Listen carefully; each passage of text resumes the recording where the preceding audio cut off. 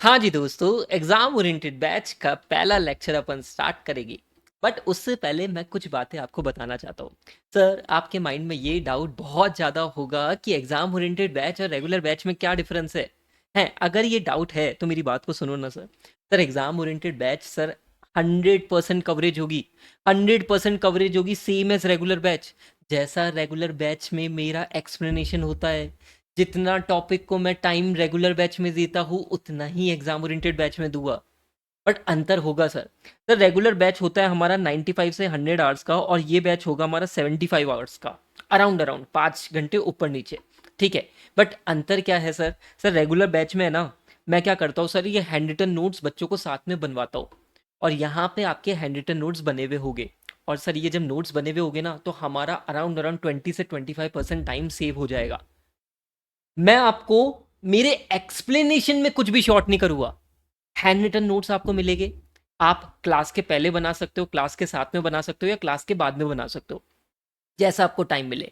है ना? पर बनाने जरूर है सर। शॉर्टकट पे मत जाना कि सर की हैंड राइटिंग तो बहुत सुंदर है, हम तो ये नोट्स को सब प्रिंट करा लेते। नहीं नहीं, ऐसे काम नहीं चलेगा। आपको ऑडिट की हैंड रिटन नोट्स की प्रैक्टिस करनी है, आपको वो करनी है सर। है ना? बट सर, हमारा टाइम कैसे बच रहा है? रेगुलर और एग्जाम ओरिएंटेड में हमारा टाइम केवल और केवल एक ही बेसिस पे बचेगा। हमारे हैंड रिटन नोट्स बने हुए होंगे, दैट्स इट। एक्सप्लेनेशन वाला पार्ट, क्वेश्चन की कवरेज वाला पार्ट, सर कोई कट शॉर्ट नहीं होगा। एक और अप्रोच थोड़ी सी चेंज क्या होगी कि मैं आपको बस ये बहुत स्पेसिफिकली बताते हुए चलूंगा कि देखो, ये पिछले अटेम्प्ट में क्वेश्चन आया था, इसको ऐसे पूछा था, ये तुम्हारे अटेम्प्ट में ऐसे पूछा जाएगा। मतलब वो माइंडसेट ही तुम्हारा क्या होगा कि हाँ भाई, 2 दिन बाद में मेरे पेपर है। क्या ये बात आपको समझ में आती है? हाँ सर। तो स्टार्ट करेंगे एग्जाम ओरिएंटेड बैच। मैं आपको पहले एक छोटी सी चीज बता देता हूँ। चैप्टर वाइज कवरेज जैसे जैसे अपन करेंगे वैसे वैसे मैं बताते जाऊंगा, बट आप है ना मान के चलो, अपन ने अपने कोर्स को 4 ग्रुप्स में डिवाइड कर दिया है। Group 1, 1, 11, 2, 6। Group 2, chapter number 3, 4। Group 3, 7, 8, 10। And group 4, 5 and 9। मेरी बात को ध्यान से सुनो ना। सर, आईसीएस स्टडी मटेरियल में जो चैप्टर है, जो कंटेंट है, हमारा भी कंटेंट सेम है। बट हम क्या, चैप्टर की सीक्वेंस जब अपन टेकअप करेंगे वो थोड़ा सा डिफरेंट होगा। सर, आईसीआई बुक में वो प्रॉपर सीक्वेंस फॉलो नहीं हो रखा। और मुझे अगर आपको ऑडिट बहुत ही प्यारी तरीके से समझाना है तो मेरे को वो सीक्वेंस सिस्टमेटिक वे में करना पड़ेगा। पर सर, एक चीज हमने ये बिल्कुल मेक श्योर करी है कि आईसीआई स्टडी मटेरियल का जो कंटेंट चैप्टर नंबर 1 में, वो चैप्टर नंबर 1 में ही आपके दिख रहा है ना? वो कंफ्यूजन क्रिएट नहीं करा है, तो आपको बुक में बहुत सिस्टमेटिक वे में दिखेगा। बट पढ़ाते समय सीक्वेंस अपन यही फॉलो करेंगे। और मैं आपको क्या बोलता हूँ, आपको रिवीजन भी इसी सीक्वेंस में करना है। ठीक है? क्या ये बात आपको समझ में आती है? तो स्टार्ट करते हैं हमारा बहुत ही प्यारा डिस्कशन। तो chapter number 1, nature, scope and objective of audit. 4 से 6 मार्क्स की इसकी वेटेज है। ठीक है। सर, ये चैप्टर का नाम में नेचर है, स्कोप है, ऑब्जेक्टिव है, ऑडिट है। सबका मतलब समझ में आएगा सर। ये सारे टॉपिक्स है जो आपको मतलब समझ में आ जाएगा, और आपको चैप्टर की हेडिंग फिर समझ में आ जाएगी। ठीक है। मैं आपको सबसे पहले बात करता हूँ मीनिंग ऑफ ऑडिटिंग। मेरी बात को ध्यान से सुनो ना सर। सर, मैं क्या बोलता हूँ, एक है एक्स लिमिटेड। एक्स लिमिटेड को मैनेज कौन करता है? सर, एक्स लिमिटेड का मैनेजमेंट उसको मैनेज करता है।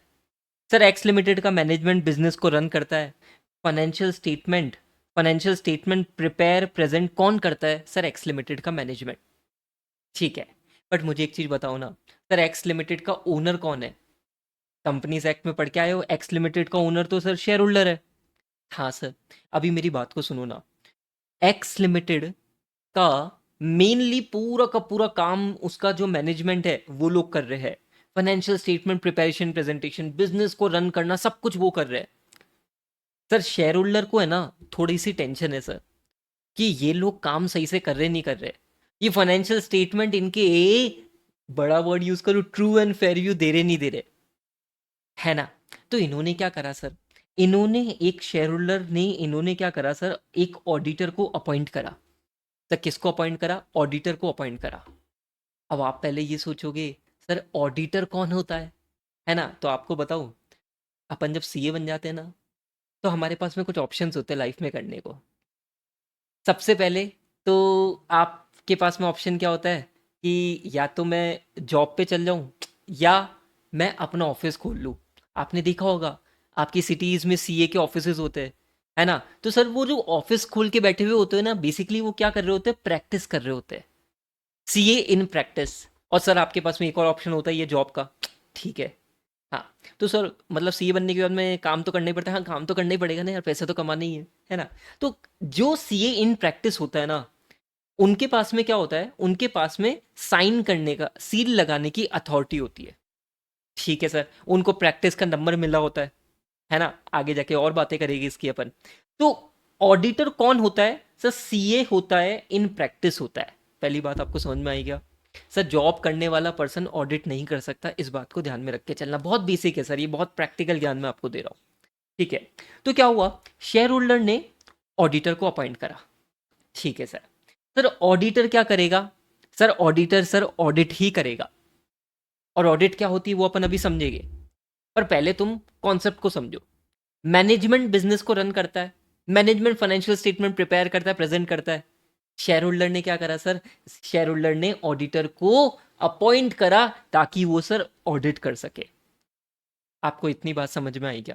अब बात है सर ये ऑडिट कर सके, मतलब सर ऑडिट क्या है? तो मैंने कहा आओ ना मेरे साथ में डेफिनेशन को, एक एक चीज को अपन समझने की कोशिश करते हैं। सर डेफिनेशन अगर मैं आपको बोलूं, तो एग्जाम में ये डेफिनेशन स्पेसिफिकली ऐसा नहीं बोला जाता डिफाइन ऑडिट, ऐसे क्वेश्चन नहीं आते हैं। बट अपन को याद हो जाती है डेफिनेशन, और आपको अपन को आंसर बनाने में ये डेफिनेशन रेफरेंस के लिए काम आती है, ठीक है। मेरी बात को सुनो ना। सर ऑडिट क्या होती है? Sir audit is examination. Sir what do you mean bye examination? Sir examination का मतलब है डिटेल चेकिंग करना। सर डिटेल चेकिंग किसकी करना? सर डिटेल चेकिंग करना फाइनेंशियल इंफॉर्मेशन का, ऑफ एनी एंटिटी। मैंने क्या बोला? डिटेल चेकिंग करना फाइनेंशियल इंफॉर्मेशन का ऑफ एनी एंटिटी।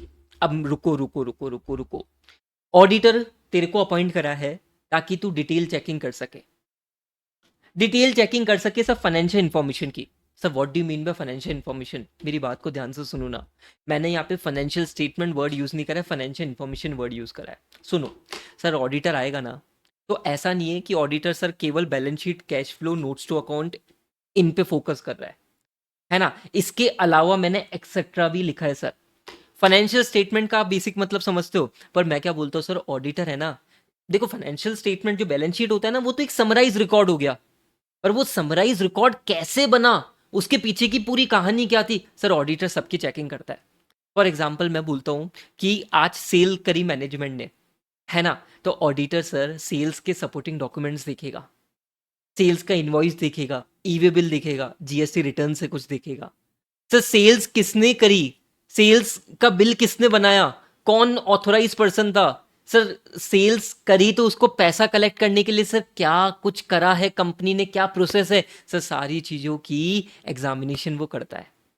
आप बात को समझिए क्या, बहुत आगे तक ये डिस्कशन जाएगा, पर इतना बेसिक मतलब समझो कि केवल जो पीएनएल बैलेंस शीट है ना, वो तो सर समराइज रिकॉर्ड है। सर वो बनते कैसे है sir? Step by step, general entry, ledger, trial balance, यही तो सीक्वेंस होता है। बड़ी कंपनीज में बताऊँ ना, तो जनरल एंट्री मारते हुए ही सारी चीज़ें बनती जाती है ना? जो तुम 11th क्लास में पढ़ के आते हो ना कि जनरल एंट्री पहले मारेंगे फिर लेजर बनाएंगे, नहीं सर। आजकल सर सॉफ्टवेयर है तो ऐसा होता है कि आपने एंट्री करी और वो सब कुछ ऑटोमेटिकली एडजस्ट हो जाता है। तो सर ऑडिटर बहुत डिटेल चेकिंग कर रहा है। डिटेल चेकिंग किसकी क्या कर रहा है सर? फाइनेंशियल इंफॉर्मेशन की। समझे क्या सर? समझे? हाँ सर, हम बहुत बेसिक से पढ़ेंगे, कोई दिक्कत की बात नहीं है। अब financial information of any entity.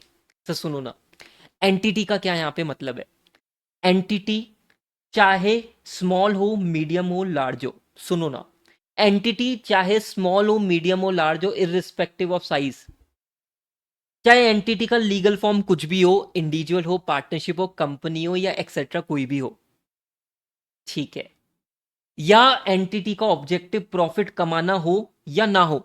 सब प्रॉफिट कमाना हो या ना हो मतलब, अरे मैंने कहा एक तो नॉर्मल कंपनी हमारी मुकेश भाई की कंपनी, ठीक है, मुकेश भाई की कंपनी सर, उनको पैसा कमाना है, ठीक है, और एक कंपनी जिनको सर प्रॉफिट ऑब्जेक्टिव ही नहीं है ना, ठीक है, section 8 companies. As an auditor अगर आपको अपॉइंट करा है ना, सर आपको तो क्या करना है, एग्जामिनेशन करना है फाइनेंशियल इंफॉर्मेशन का, चाहे एंटिटी स्मॉल हो, मीडियम हो, लार्ज हो, चाहे इंडिविजुअल हो, पार्टनरशिप हो, कंपनी हो, या प्रॉफिट ऑब्जेक्टिव, प्रॉफिट ओरिएंटेड हो या ना हो, sir you don't care. Sir ultimately आपको एग्जामिनेशन करनी है, और एग्जामिनेशन करके सर करना क्या है? मैंने कहा ओपिनियन देना है। बस एग्जामिनेशन करके क्या करना है तुम्हें? सर ओपिनियन देना है, केवल और केवल ओपिनियन देना है। ठीक है, बात समझे क्या? अभी मैं तुम्हें एक छोटी सी बात बताऊं सर। सर ऑडिटर ओपिनियन देता है, सुनो सर, ज्ञान सुनो थोड़ा सा। ऑडिटर है ना, ऑडिट रिपोर्ट होती है, रिटर्न में अपना ओपिनियन देता है। और मैं आपको बोलूं, उस ओपिनियन की इतनी वैल्यू है कि ऑडिटर ने कुछ ऊपर नीचे ओपिनियन दे दिया ना, तो स्टॉक मार्केट में अगर लिस्टेड एंटिटी है तो उसका सर स्टॉक प्राइसेस 20% गिर जाती है। सोच रहे हो तुम? 20% प्राइस गिर जाती है। मैं एक बार ऑडिटेड रिपोर्ट, क्या बोलते हैं अपन इसको, ऑडिट रिपोर्ट है ना, तो ऑडिट रिपोर्ट में देख रहा था एक कंपनी की जहां पे ऑडिटर ने नेगेटिव रिमार्क दे दिया। ठीक है, नेगेटिव ओपिनियन दे दिया, अभी मैं टेक्निकल वर्ड यूज नहीं कर रहा, नेगेटिव ओपिनियन दे दिया है। ठीक है, अगले दिन बताओ क्या हुआ? जैसे ही ये न्यूज मार्केट में आई, सर उसके स्टॉक प्राइसेस टक। तो आप सोचो सर ओपिनियन की कितनी वैल्यू होगी, है ना? क्या ये बात आपको समझ में आती है? क्या ये बेसिक बातें आपको समझ में आती है? हाँ सर, मेरी बात को सुनो सर। अब यहाँ पे मैंने आपके लिए एक वर्ड लिख रखा है, इंडिपेंडेंट। सुनो ना, आज लेट्स से मेरी वाइफ की कंपनी थी, मेरी वाइफ की कंपनी थी, और मेरे को अपॉइंट करा गया कि आप ही को ऑडिट करनी है, आप ही को ऑडिट करनी है। मैंने चेकिंग करी फाइनेंशियल इंफॉर्मेशन की, मुझे गलतियां मिली। मैंने कहा ये आपने ना, रेवेन्यू एक्सपेंडिचर है ना, इसको कैपिटल एक्सपेंडिचर में गलत क्लासिफाई कर रखा है। मेरे को आंखें दिखा दी गई, क्या बताऊं मैं तुम्हें, मेरे को आंखें दिखाई गई खतरनाक लेवल पे। ठीक है, मैंने कहा छोड़ो छोड़ो आगे बढ़ो। ठीक है, फिर मैंने उनको बोला कि ये जो क्लोजिंग स्टॉक का वैल्यूएशन है ना, तुमने accounting standard as per AS 2 नहीं करा। ठीक है, क्या बताऊँ तुम्हें, खाना नहीं मिला मुझे घर पे। अब मुझे एक चीज बताओ, ऐसे केस में क्या मैं ओपिनियन बढ़िया वाला दे पाऊंगा क्या? क्या मैं ओपिनियन बढ़िया वाला दे पाऊंगा? तुम बोलोगे नहीं सर, कहाँ से दोगे सर, खाना नहीं मिल रहा, पता पड़े सर घर से भी बाहर निकाल दे आपको। बस मैंने कहा यही मेरे को डर है। इसलिए आपको क्या बोलता हूँ, डेफिनेशन में सबसे इंपॉर्टेंट वर्ड आता है इंडिपेंडेंट, जिसका डिटेल डिस्कशन अपन चैप्टर नंबर 11 में करेंगे। पर आपको मेरी बातें समझ में आ रही होगी कि sir auditor should be independent. Independent का मतलब क्या होता है सर? अपन को कोई इन्फ्लुएंस नहीं कर सके, है ना, अपन को कोई इन्फ्लुएंस नहीं कर सके। बहुत बातें मैं करूँगा इसके चैप्टर नंबर 11 में, जितनी बातें अभी करनी है उतनी समझो, कॉम्प्लिकेटेड नहीं करेंगे। ठीक है, तो सर ऑडिट की डेफिनेशन क्या पढ़ी अपन ने? डेफिनेशन आपको याद हो जाएगी, कुछ नहीं है सर। डेफिनेशन क्या है sir? Audit is a examination. What do mean bye examination? Detail checking. Examination of what? बोलो ना भाई। Financial information, financial information of any entity, irrespective of size, legality, profit oriented or not। But ultimately auditor क्या करता है sir? Ultimately auditor sir क्या करता है? Opinion देता है। और साथ में मेरी बात को ध्यान से सुनना ना, इंडिपेंडेंट वर्ड को मत भूल जाना। इंडिपेंडेंट एग्जामिनेशन आपका सबसे इंपॉर्टेंट वर्ड हो गया। क्या आपको बेसिक मतलब समझ में आने लगा? मैं आपको ऑडिट रिपोर्ट भी दिखाऊंगा, ऑडिट रिपोर्ट भी दिखाऊंगा, आगे जाके अपन देखेंगे ऑडिट रिपोर्ट कैसी क्या होती है, ऑडिटर क्या करता है। पर वो एंड गेम है, आप समझो ना सर। ऑडिटर को ओपिनियन देना है, ये हमको समझ में आया। लास्ट होता है, लास्ट में वो देता है ओपिनियन, पर ओपिनियन देने से पहले उसको बहुत कुछ करना पड़ता है। और ओपिनियन देने से पहले सर उसको एग्जामिनेशन करनी पड़ती है, डिटेल चेकिंग करनी पड़ती है फाइनेंशियल इंफॉर्मेशन की। क्या ये बातें आपको समझ में आती है? हाँ सर, अभी सुनो ना, थोड़ा सा ज्ञान लो। सर ओपिनियन दो टाइप के होते हैं, अनमॉडिफाइड और मॉडिफाइड। अनमॉडिफाइड ओपिनियन और मॉडिफाइड ओपिनियन, दोनों का मतलब आगे जाके बहुत अच्छे से समझ में आएगा। बताता हूँ, इसको मैं लिंक करूँगा आगे जाके। बट अभी के लिए समझो सर, ओपिनियन दो टाइप के होते हैं, अनमॉडिफाइड एंड मॉडिफाइड ओपिनियन। ठीक है, auditor gives opinion in writing.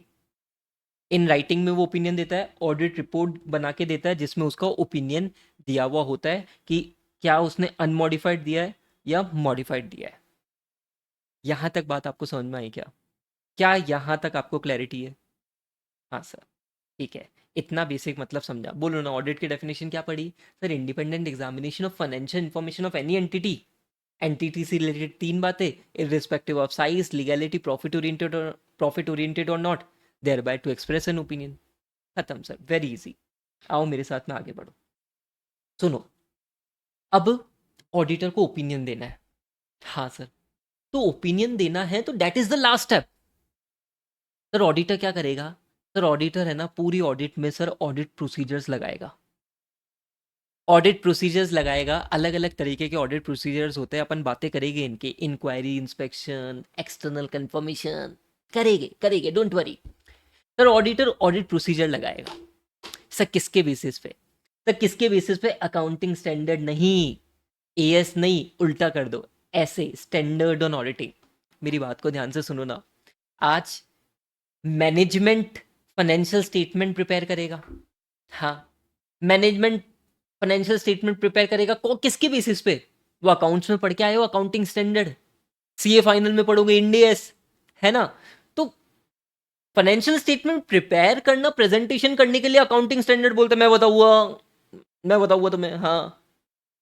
Auditor को बोलता है, ऑडिटर को बोलता है देख ऑडिटर, तुझे ओपिनियन देना है तो तेरे को ऑडिट प्रोसीजर अप्लाई करने हैं, और ऑडिट प्रोसीजर को अप्लाई करने के लिए वो आता है स्टैंडर्ड ऑन ऑडिटिंग। सर क्या नाम है? SA, standard on auditing. और पूरी ऑडिट में सर चर्चा इसी की चलेगी, पूरी ऑडिट में चर्चा इसी की चलेगी, माहौल इसी का बनेगा, स्टैंडर्ड ऑन ऑडिटिंग। ठीक है, जैसा आपका अकाउंटिंग स्टैंडर्ड्स होते हैं वैसे यहाँ पे हमारे एसेज होते हैं। क्या ये बात आपको समझ में आती है? मतलब ऑडिटर को काम किसके बेसिस पे करना है? सर इनके बेसिस पे काम करना है, स्टैंडर्ड ऑन ऑडिटिंग के बेसिस पे काम करना है। समझे? हाँ सर, इतनी क्लैरिटी हमें आई है। ठीक है, डन सर, डन। ठीक है, चलो अभी तक हमने क्या क्या पढ़ा, let's summarise in 1 minute. Sir management है, मैनेजमेंट फाइनेंशियल स्टेटमेंट प्रिपेयर करता है, प्रेजेंट करता है। शेयर होल्डर क्या करता है? एक ऑडिटर को अपॉइंट करता है। सर वो ऑडिटर इंडिपेंडेंट होता है। सर वो ऑडिटर को अपॉइंट करेगा और वो क्या करेगा सर? डिटेल चेकिंग करेगा फाइनेंशियल इन्फॉर्मेशन की, any entity. Sir ultimately auditor क्या करता है सर? अपनी ऑडिट रिपोर्ट में, सर ऑडिट रिपोर्ट में राइटिंग में अपना ओपिनियन दे देता है। हाँ सर, और सर वो ऑडिट रिपोर्ट में राइटिंग में अपना ओपिनियन दे रहा है तो sir that is the last step. But वो देने के लिए वो सर डिटेल चेकिंग करता है, ऑडिट प्रोसीजर्स अप्लाई करता है। और ऑडिट प्रोसीजर्स किसके बेसिस पे करता है? स्टैंडर्ड ऑन ऑडिटिंग के बेसिस पे। इतनी बेसिक बातें समझी तुम्हें? आगे बढ़ू? हाँ सर, अभी मेरे साथ में बहुत ही प्यारा डिस्कशन तुम करोगे। अराउंड अराउंड अपन को 20 से 25 मिनट लगेंगे एक बड़ा टॉपिक को डिस्कस करने में। सुनो ना मेरी बात को, बड़ा इजी टॉपिक है, बट अब थोड़ा सा टेक्निकलिटीज अपन धीरे धीरे करके पढ़ना स्टार्ट करेंगे। टॉपिक है आपका ऑब्जेक्टिव ऑफ ऑडिटिंग। मुझे बताओ, क्या तुम्हें ऑब्जेक्टिव ऑफ ऑडिट पता है? हाँ सर, हमें पता है सर, हमें पता है सर। अभी तो आपने बताया कि सर ओपिनियन देना। हाँ, और सर वो ओपिनियन कैसे देते हैं? सर वो ओपिनियन राइटिंग में देते हैं, ऑडिट रिपोर्ट बनती है, राइटिंग में ओपिनियन दिया जाता है।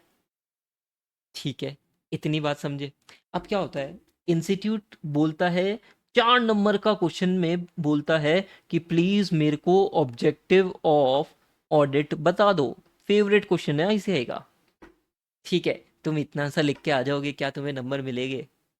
इंस्टीट्यूट बोलेगा यार तुम क्या कर रहे हो यार, तुम इंटर लेवल पे आ गए, फाउंडेशन थोड़ी ना है, 12th क्लास थोड़ी ना है। और इसी को अपन एक्सप्लेन करेंगे, यही 2 पॉइंट को अपन एक्सप्लेन करेंगे अपने नेक्स्ट 20 से 25 मिनट में।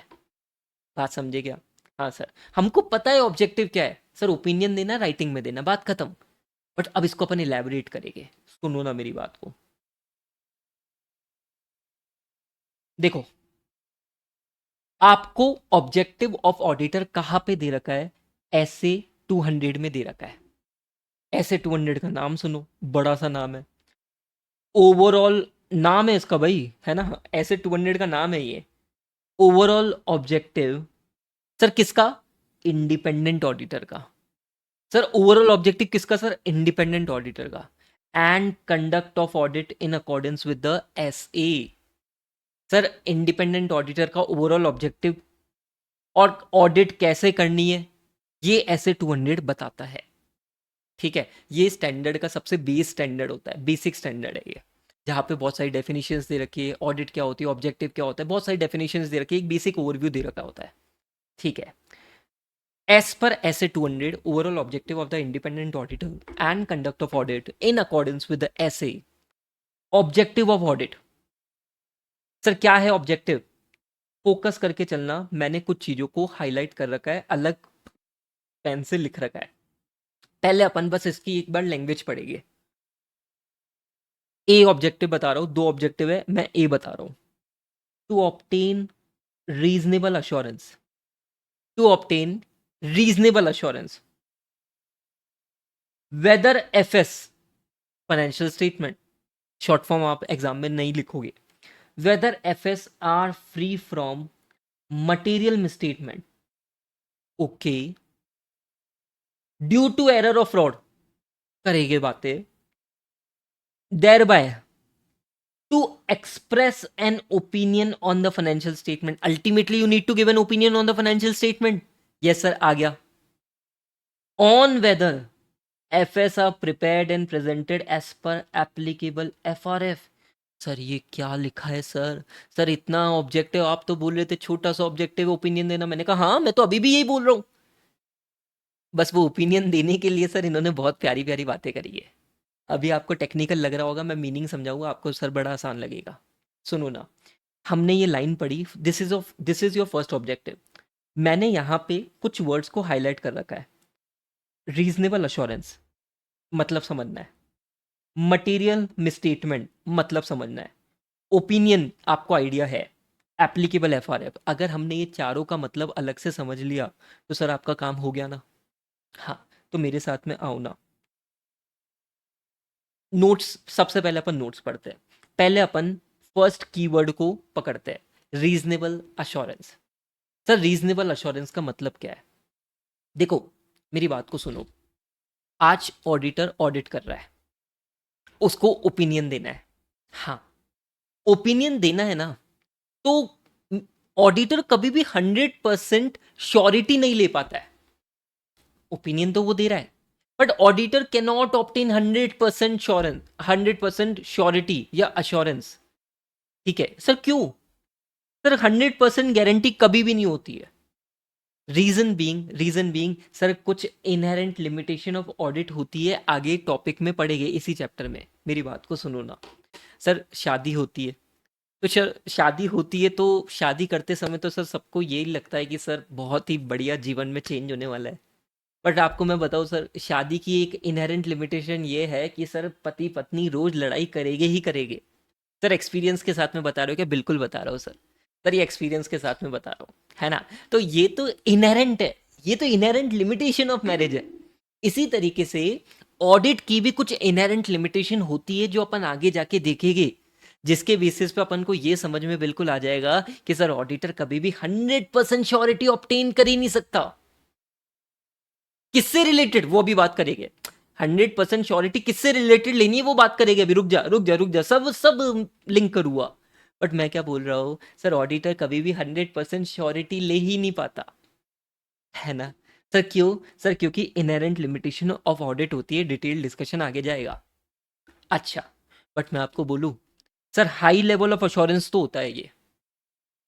आप बोलोगे sir high level of assurance मतलब, मैंने कहा देखो 100% श्योरिटी नहीं है, 100% श्योरिटी ऑडिटर को नहीं मिल पाती है, but high level of assurance इसलिए मिल पाता है सर, रीजन बीइंग सर वो चार्टेड अकाउंटेंट है. सर वो चार्टेड अकाउंटेंट है, कंपिटेंट प्रोफेशनल कंपिटेंट पर्सन है. Sir professional competent person audit कर रहा है, और सर ऑडिट किसके बेसिस पे कर रहा है? सर स्टैंडर्ड ऑन ऑडिटिंग के बेसिस पे कर रहा है. स्टैंडर्ड ऑन ऑडिटिंग के बेसिस पे कर रहा है, इसलिए sir reasonable assurance high level of assurance तो है. बट सर एब्सोल्यूट अश्योरेंस नहीं है सर, 100% श्योरिटी कोई नहीं दे सकता सर ऑडिट में, क्योंकि इनहेरेंट लिमिटेशन है. क्या तुम माहौल बना पा रहे हो? ठीक है, इसका पूरा डिटेल डिस्कशन अपना चलेगा. इतनी बेसिक बातें समझी गया? हाँ, अभी सुनो ना. अपन ऑडिटर को रीजनेबल अश्योरेंस किससे रिलेटेड ऑब्टेन करनी है? Sir whether financial statement are free from material misstatement. और यहीं पे पूरी आपकी कहानी बदल जाएगी. कहानी स्टार्ट हो रही है. ऑडिटर को अश्योरेंस लेनी है किससे related? Sir whether financial statement are free from material misstatement. और मैं आपको बोलूं सर, सर इसके बेसिस पे ही आपका ओपिनियन डिसाइड होता है. वो ऊपर पढ़ के आए ना अभी, अनमॉडिफाइड देना है या मॉडिफाइड देना है, सर केवल और केवल इस पे डिपेंड करता है कि sir financial statement are free from material misstatement और नॉट. सुनो ना, बातें करनी पड़ेगी, बहुत सारी बातें करनी पड़ेगी. पहले मैं आपको मिसस्टेटमेंट का मतलब समझाता हूँ. आओ मेरे साथ में मिसस्टेटमेंट का मतलब समझो. सर मिसस्टेटमेंट का क्या मतलब है? मिसस्टेटमेंट का हम डिटेल मतलब देखेंगे चैप्टर नंबर 3 में, आगे भी देखेंगे, अभी भी देखेंगे। मैं मिसस्टेटमेंट का मतलब सिंपल बोलता हूँ, एग्जांपल्स देता हूँ आपको, पहले एग्जांपल से मतलब समझेगा, फिर अपन ये समझ लेंगे। सर मैं क्या बोलता हूँ, मैंने आपको स्टार्टिंग में बोला था, सर स्टार्टिंग में बोला था कि लेट्स से एंटिटी ने रेवेन्यू एक्सपेंडिचर था उसको कैपिटल एक्सपेंडिचर में क्लासिफाई कर दिया है। सर ये क्या है? सर ये मिसस्टेटमेंट है। इसको क्या बोलता हूं मैं? मिसस्टेटमेंट। अरे एंटिटी, तुम्हें अकाउंटिंग स्टैंडर्ड के बेसिस पे कुछ और करना था और तुम कुछ और ही कर रहे हो। सर ये मिसस्टेटमेंट है, रॉन्ग नंबर है। हाँ रॉन्ग नंबर है, हाँ ठीक है, ये तो रॉन्ग नंबर है यार, ठीक है। अच्छा, सर एंटिटी ने क्लोजिंग स्टॉक का एग्जांपल लिया था, एंटिटी ने क्लोजिंग स्टॉक हायर पे वैल्यू कर दिया, ठीक है, करना था सर लोअर पे। सर ये तो रॉन्ग नंबर है, मिसस्टेटमेंट है। सर और बताऊं, सर एंटिटी को स्केड्यूल 3 के बेसिस पे प्रेजेंटेशन करनी होती है, सर एंटिटी ने वहां गड़बड़ कर दी। सर ये क्या है? सर रॉन्ग नंबर है, मिसस्टेटमेंट है। सर एंटिटी को रिलेटेड पार्टी के डिस्क्लोजर्स करने थे एज पर अकाउंटिंग स्टैंडर्ड, करे ही नहीं, करे ही नहीं, डिस्क्लोजर करे ही नहीं। सर ये क्या है? सर मिसस्टेटमेंट है, रॉन्ग नंबर है। मतलब मैं तुम्हें सिंपल सा बोलता हूँ, सिंपल सा बोलता हूँ, थोड़ा दिमाग चलाना, अपना दिमाग चलाना पड़ेगा, माहौल बनने वाला है। फाइनेंशियल स्टेटमेंट बन किसके बेसिस पे रहे? सर अकाउंटिंग स्टैंडर्ड के बेसिस पे। Let's say accounting standard is applicable to company, India से एप्लीकेबल नहीं है, ठीक है, अकाउंटिंग स्टैंडर्ड एप्लीकेबल है। तो मैं क्या बोलता हूँ, सर कंपनी को अकाउंटिंग स्टैंडर्ड के बेसिस पे काम करना था। हाँ, अकाउंटिंग स्टैंडर्ड कुछ बोल रहा है, तुम कुछ और ही कर रहे हो, ये तो रॉन्ग नंबर है, और इसी को मैं क्या बोलता हूँ? Miss statement. बात समझेगा? और अगर मैं तुम्हें इतना सा बोलूँ कि पूरी ऑडिट इसी पे चलती है, सर ऑडिटर एग्जामिनेशन क्यों कर रहा है? ताकि वो मिसस्टेटमेंट ढूंढ सके, फाइनेंशियल इंफॉर्मेशन में वो मिसस्टेटमेंट ढूंढ सके। मेरे साथ में मिसस्टेटमेंट की डेफिनेशन पे एक बार फोकस करो। सर डेफिनेशन याद हो जाएगी, बहुत इजी डेफिनेशन है, ठीक है। एसीपी दया को याद करो तुम, एसीपी दया, ठीक है, जेठालाल गड़ा की वाइफ दया, एसीपी दया, ठीक है। Amount, classification, presentation, disclosure. Sir it is a difference between ACP Daya, amount, classification, presentation, disclosure as reported, जो एंटिटी ने रिपोर्ट करा, and as required to be reported by accounting standard या इंडियस। अरे accounting standard बोलता है lower पे value करो inventory को, lower of cost NRV, entity कर रहा है सर हायर पे, that is the difference. Required to be reported, actually reported. Sir इनके डिफरेंस को ही तो हम क्या बोलते हैं सर? मिसस्टेटमेंट बोलते हैं। सर रेवेन्यू एक्सपेंडिचर को कैपिटल एक्सपेंडिचर में क्लासिफाई कर दिया, क्लासिफिकेशन में गलती कर दी सर। रिलेटेड पार्टी के डिस्क्लोजर्स गलत दे दिए, सर मिसस्टेटमेंट है। समझेगा सर? ठीक है, तो it is a difference between ACP Daya, amount, classification, presentation, disclosure, जो रिपोर्ट करे है और जो करने थे, जो रिपोर्ट करे है और जो करने थे, ठीक है सर। अच्छा, अभी एक चीज आपको बोलूं सर, सर मिसस्टेटमेंट है ना, दो तरीके से हो सकता है। मिसस्टेटमेंट कभी भी वर्ड आए ना, तो इनके दो बच्चों को याद रखना। एक मिसस्टेटमेंट हो सकता है गलती से, एरर से, और एक हो सकता है फ्रॉड से। मतलब एक होता है error, error is basically unintentional, fraud is basically intentional, ठीक है। और मैं आपको बोलूँ सर, ये थोड़ा सा ज़्यादा खतरनाक होता है, ठीक है। क्या आपको इतनी बेसिक बात समझी गया? इतनी बेसिक बात समझी? एंड अभी अगर आप इस लैंग्वेज पे फोकस करो, ये सारे मैंने एग्जांपल्स आपके लिए दे रखे हैं, अब इस लैंग्वेज पे फोकस करो। Sir to obtain reasonable assurance, to obtain high level of assurance whether FS are free from material misstatement due to error or fraud, thereby to express an opinion on financial statement। इसी के basis पे आगे opinion decide होता है। Sir opinion कौन सा होता है? सर अनमॉडिफाइड देना है या मॉडिफाइड देना है। लिंक करूंगा मैं, अभी कनेक्ट करूंगा, ठीक है। बट एक वर्ड यहाँ पे आया मटेरियल, ओके, मटेरियल वर्ड भी आया है, इसको भी देखते हैं, सुनो ना मेरी बात को। सर मटेरियलिटी का डिस्कशन अपना एक स्टैंडर्ड आएगा, SA 320 मटेरियलिटी, बहुत ही अलग लेवल का डिस्कशन चलेगा, बहुत ही उम्दा लेवल का डिस्कशन चलेगा। 10 मिनट में वो डिस्कशन समझाया नहीं जा सकता। पर मैं आपको मटेरियलिटी क्या बोलता हूँ, सर ऐसे मिसस्टेटमेंट जो यूजर के डिसीजंस को इन्फ्लुएंस कर सके, दैट इज मटेरियलिटी। ठीक है, मेरी बात सुनो ना, एक एग्जांपल देता हूँ। सर, क्या नन्ना मुन्ना आर्टिकल था? सीए इंटर पास होने के बाद में रिलायंस की ऑडिट करने गया। वहां पे रिलायंस की ऑडिट में उसने है ना एक गलती निकाली। बोलो कि सर आज तो मिसस्टेटमेंट मिला है। मैंने कहा क्या हो गया? बोले सर जोरदार लेवल का मिसस्टेटमेंट मिला है सर। मैंने कहा क्या हो गया? सर, सर है ना, सर वो 1000 रुपए की गलती मिल गई है मुझे। मेरा दिमाग खराब हो गया। मैंने कहा पढ़ के नहीं आया क्या? बोले क्या? मैंने कहा आईपीसीसी में वो मटेरियल वर्ड पढ़ के नहीं आया क्या? आप मुझे बताओ, 1000 रुपए से क्या यूजर को फर्क पड़ेगा?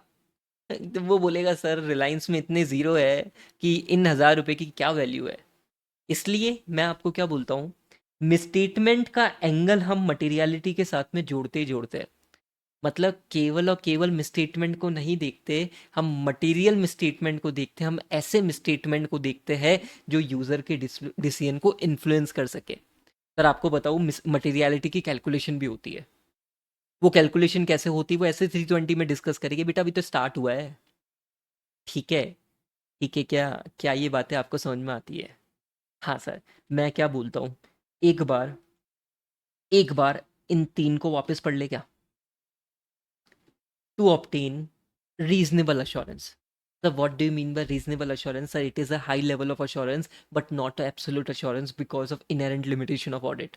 Sir, why high level of assurance? Because a professional, competent person is doing audit on the basis of standard on auditing. Right, sir. Whether FS are free from, हमें क्या देखना है? हम ऑडिटर ओपिनियन देते हैं किसके बेसिस पे? Whether financial statement are free from material misstatement. Material misstatement किसके कारण? ड्यू टू एरर और fraud, thereby to express an opinion on the financial statement. आगे बात करते हैं ना सर, आगे बात करते हैं on whether F S are prepared and presented as per applicable F R F. एक और नया वर्ड आपके सामने आया, एक और नया वर्ड आया। मैं तो आपसे पूछना चाहता हूँ, वो मैनेजमेंट, वो मैनेजमेंट किसके बेसिस पे अकाउंटिंग कर रहा है? किसके बेसिस पे फाइनेंशियल स्टेटमेंट प्रिपेयर प्रेजेंट कर रहा है? Sir accounting standard Indians. हाँ। कंपनीज है तो प्रेजेंटेशन शेड्यूल 3। हाँ। हाँ। भाई एप्लीकेबल एफआरएफ वही होता है, कुछ अलग नहीं है। एप्लीकेबल एफआरएफ बस एक बड़ा नाम है। ठीक है, इस डेफिनेशन को समझना मेरे साथ में। Sir what do you mean by applicable FRF? बार बार ये वर्ड यूज होएगा। पहली बात, सर ये एक फ्रेमवर्क है। इसके नाम से ही मतलब निकाल लेते हैं हम। सर ये एक फ्रेमवर्क है जिसके बेसिस पे sir financial statement prepare and present होते हैं। जिसके बेसिस पे sir financial statement prepare and present होते हैं। और मैं आपको बोलूं sir, it is adopted as per the nature of the entity and objective of the financial statement. ठीक है, और as per the law and regulation. मैं आपको सिंपल बोलता हूं सर, एंटिटी पे अगर अकाउंटिंग स्टैंडर्ड एप्लीकेबल होगा तो सर वो अकाउंटिंग स्टैंडर्ड का फ्रेमवर्क अडॉप्ट करेगी एंटिटी। सर अगर एंटिटी पे सर इंडियस एप्लीकेबल होगा तो इंडियस का फ्रेमवर्क अडॉप्ट करेगी एंटिटी। क्या ये बात आपको समझ में आती है क्या? Nature of the entity and objective of the financial statement, ये भी एक बहुत बड़ा वर्ड है जिसका मतलब मैं अभी आपको नहीं समझा हुआ। जब समझाना होगा जब समझा हुआ। ठीक है, एप्लीकेबल एफआरएफ, सिंपल भाषा में बोलूँ sir, financial statement prepare and present किसके बेसिस पे होते हैं? सर एप्लीकेबल एफआरएफ के बेसिस पे। Sir what do mean by applicable FRF? अरे अकाउंटिंग स्टैंडर्ड इंडियस, बात खत्म सर। सर नाम से मतलब framework adopted to prepare and present FS as per the nature of the entity and objective of financial statement. समझे क्या sir? क्या ये बात आप समझे? हाँ। आज एंटिटी को अकाउंटिंग स्टैंडर्ड के बेसिस पे काम करना है। ठीक है, तो ऑडिटर क्या देखने की कोशिश कर रहा है कि भाई अकाउंटिंग स्टैंडर्ड के बेसिस पे काम करा है नहीं करा है इन्होंने, मटेरियल स्टेटमेंट है क्या, और फिर अल्टीमेटली वो उस पर ओपिनियन दे रहा है।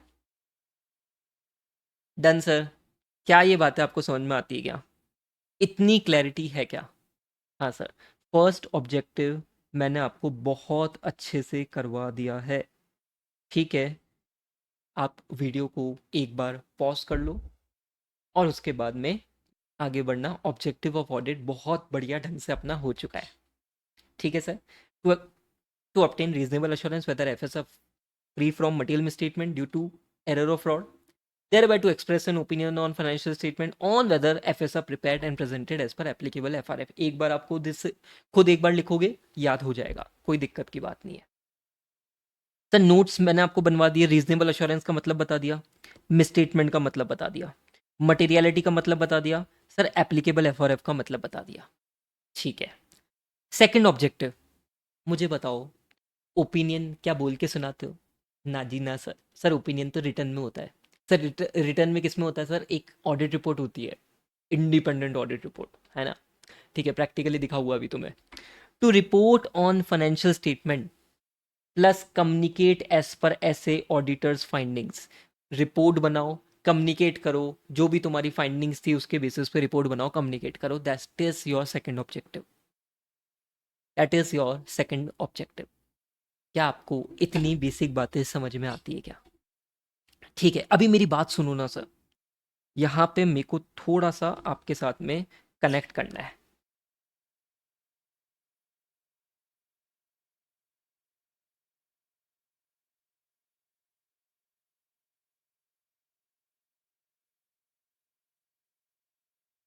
Connect the dots.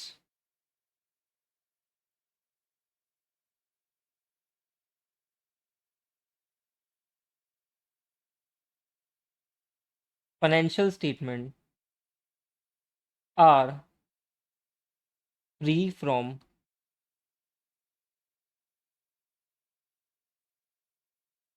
Material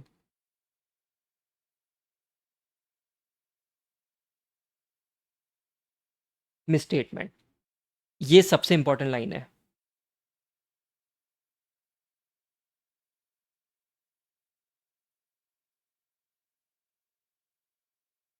yes, no,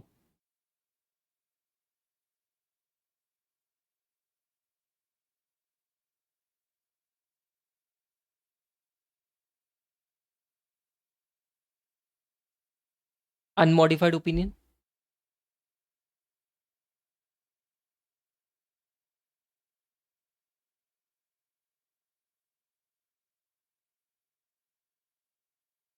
modified opinion.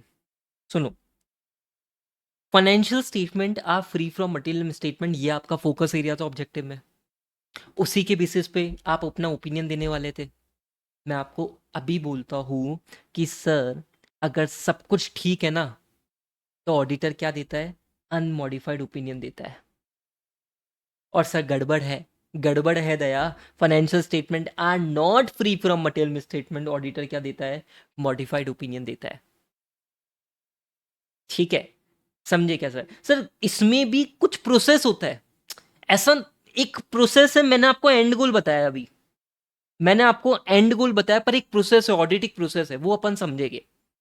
But क्या आप कनेक्ट कर पा रहे हो? क्या ये कनेक्ट द डॉट्स, आप डॉट्स को कनेक्ट कर पा रहे हो? ठीक है, यहाँ पे देखो ना, ये दो दो ऑब्जेक्टिव आपके समझ में आपको आने चाहिए। ठीक है क्या? क्या ये बात आपको समझी? ठीक है। अच्छा, मैं क्या करता हूँ, मेरे साथ में एक टॉपिक और पढ़ो, फिर मैं तुम्हें एक क्वेश्चन कराता हूँ। एक क्वेश्चन करा, दो क्वेश्चन करा हुआ तुम्हें बढ़िया वाले। आगे बढ़े। Objective of audit is very much clear. हाँ, डेफिनेशन बहुत अच्छे से क्लियर है। हाँ सर, अब आओ मेरे साथ में एक छोटा सा पॉइंट। ऑडिटर जब एग्जामिनेशन करता है ना, तो मैंने आपको स्टार्टिंग से बोला था सर, एग्जामिनेशन वो केवल और केवल फाइनेंशियल स्टेटमेंट की नहीं कर रहा। Financial statement is a summarise record, है ना? वो पूरी एग्जामिनेशन स्टार्टिंग से लेकर एंड तक करता है। ठीक है, तो सेल्स परचेज के डॉक्यूमेंट्स तक चेक करते हैं, तो आप समझो ना सर कितनी चेकिंग है ना?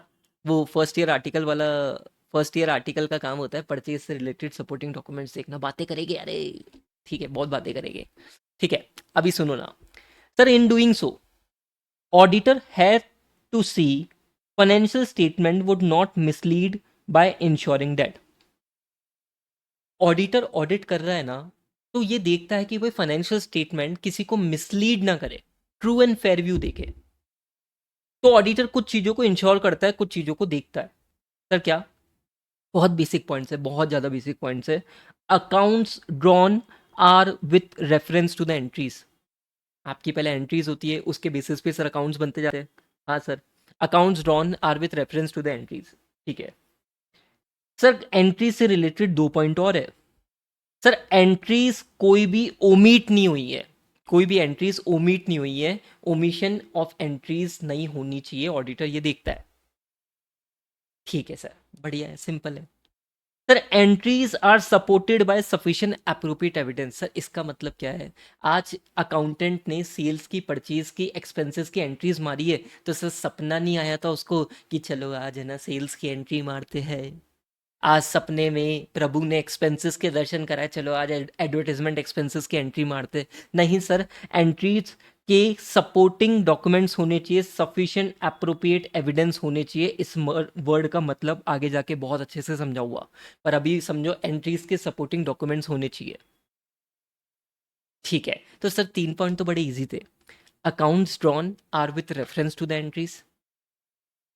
सर कोई भी एंट्री ओमिट नहीं हुई है, और सर एंट्रीज के सफिशिएंट एप्रोप्रिएट एविडेंस होनी चाहिए, entries should be supported by sufficient appropriate evidence. क्या ये बात आप समझे क्या? हाँ सर, आगे बढ़ू ना। Sir financial information, financial statement की जो इंफॉर्मेशन है ना, that should be clear and unambiguous. Sir what do you mean by unambiguous? There should be no confusion to users. ठीक है, फाइनेंशियल स्टेटमेंट के जो भी अमाउंट्स है ना, that should be properly presented disclose as per accounting standard. मतलब misstatement नहीं होने चाहिए। हाँ सर, क्लैरिटी। हाँ, और अगर मैंने कहा इतना सब कुछ हो ही जाएगा, अगर इतना सब कुछ हो ही जाएगा, तो statement of account shows a true and fair picture of asset and liability business operation. इस पॉइंट का मतलब समझना कि सर फाइनेंशियल स्टेटमेंट है ना, true and fair view they business operations कैसे, एंटिटी के असेट एंड लाइबिलिटी की पोजीशन क्या है, sir exact true and fair view users को मिले। ठीक है, ऑडिटर अपनी चेकिंग में ये चीज़ों को इंश्योर करता है कि भाई ये चीज़ें हो रही है ना। सर एंट्रीज, अकाउंट्स ड्रॉन हुए with reference to the entries. Sir entries कोई भी ओमिट नहीं होनी चाहिए, एंट्रीज के सफिशिएंट अप्रोप्रिएट एविडेंस होने चाहिए। Sir financial information should be clear and unambiguous. Financial statement के जो भी अमाउंट्स है that is properly presented disclose as per accounting standard. हाँ सर, और सर लास्ट में sir statement of account shows a true and fair picture. Sir किसका? Entity के business का, एंटिटी के असेट्स एंड लाइबिलिटीज का। क्या ये बात आपको समझ में आती है? क्या ये बेसिक कॉन्सेप्ट आपको क्लियर है क्या? हाँ सर, सर बहुत सारा डिस्कशन हो गया, मेरी बात को सुनो ना। यहाँ पे आओ, आप क्वेश्चंस पे आओ मेरे साथ में। दो क्वेश्चन मैं आपको कराऊंगा। अच्छा एक और छोटी सी चीज़ सुनो। हम्म, हम्म, हम्म, हम्म।